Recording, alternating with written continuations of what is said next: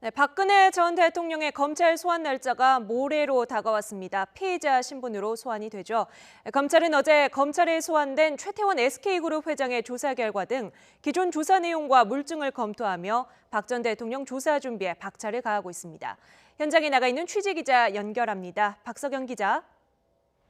네, 서울중앙지방검찰청입니다. 네, 박 전 대통령 소환이 이틀 남았는데 검찰은 어떤 준비를 하고 있습니까? 네, 국정농단 사건 진실규명의 정점인 박근혜 전 대통령 대면 조사가 이틀 앞으로 다가왔습니다. 박 전 대통령 대면 조사를 준비하는 검찰은 휴일인 오늘도 막바지 준비에 몰두하는 모습입니다. 특히 대면 조사에 앞서 청사안 이동 동선과 조사 장소, 또 방법 등을 꼼꼼히 점검하고 있습니다. 이와 함께 검찰은 어제 소환된 최태원 SK그룹 회장의 조사 결과 등을 바탕으로 박 전 대통령의 대면 조사 질문지 작성에도 심혈을 기울일 방침입니다. 이번 조사에서는 박 전 대통령의 13개 범죄 혐의 가운데 삼성특혜 관련 뇌물, 미르와 K스포츠재단 출연금, 강제모금과 블랙리스트 관련 직권남용, 청와대 기밀문서 유출 등이 핵심 쟁점이 될 것으로 보입니다. 검찰은 특검에서 넘겨받은 수사 기록 자료를 토대로 박 전 대통령을 강도 높게 추궁할 것으로 보입니다.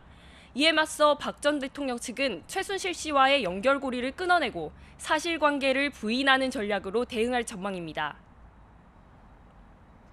네, 최태원 SK그룹 회장도 밤샘 조사를 받고 오늘 새벽에 귀가했죠.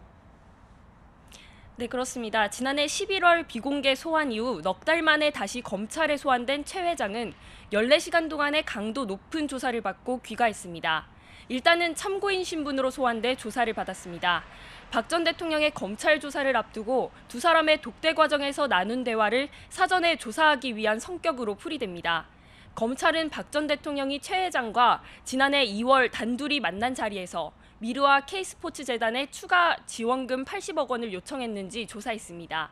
당시 SK가 면세점 재심사를 앞두고 있었던 만큼 이 지원을 요구했다면 대가성을 적용할 수 있기 때문입니다. 검찰은 또 최 회장의 특별 사면에 박 전 대통령 측과의 사전 조율이 있었는지도 추궁했습니다.